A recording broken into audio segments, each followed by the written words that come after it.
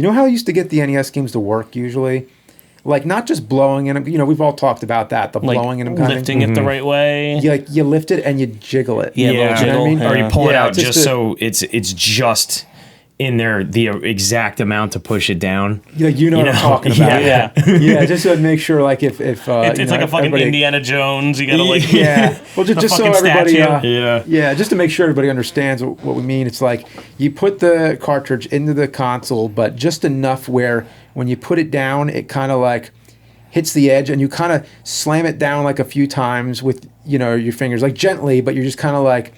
It's so hard to explain without just doing it. But like you wiggle it in there, and then it just starts to work. I don't know what it does, but it makes the contact with the pins, come in contact better. And then usually that's what would get it to work for me most of the time. Besides the blowing, Yeah. which we all know you're not really supposed to do. You're not supposed to, but it works for some reason. Yeah, even to this day, it is very satisfying. Yeah, to this day, it still. Works a lot of times. Like, I'll try to get a game to work and it doesn't. But I'll tell you what, I use the EverDrives most of the time now. Me too. Because it's so much quicker, especially when you're doing like a review with a lot of games in it, and you need to get that footage as quick as possible. It's an easy way to cycle through games, and they load up and they work. I mean, if you have an EverDrive and an analog NT Noir, whatever the hell we have. Oh my God, yeah. It's like rocket science. Like, you can't...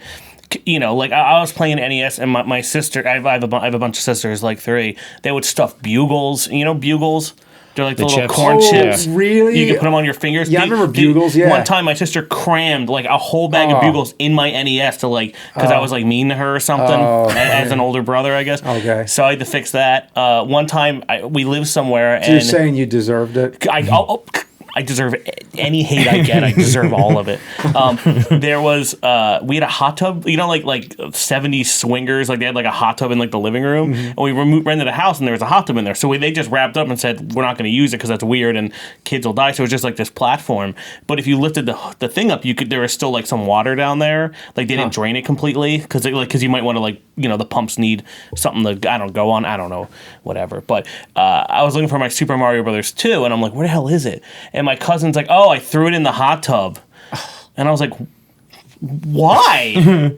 To see if it would float. I'm like, you're going to float. Like, what the hell? Like Frankenstein and the little girl. Yeah.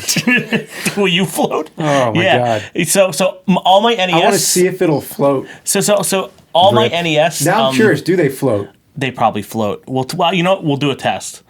All right, we're going to do a test. Put an NES cartridge in some water now. Yeah. We'll find like one of the messed up ones we destroy or whatever. Well, we've done far worse to games than putting them in water. So. I mean, surface tension it's very flat. But if the water gets in the thing, it's probably gonna. It's probably what it is. You got to do density by volume. We'll figure out if it's buoyant or not. So, will a Nintendo cartridge float? You want to play some bets on that? Wasn't that a? God, if we make that video, it'll actually do well. Isn't that a Letterman sketch? Will it float? Wasn't that like for a while he was just like, I think so. Yeah.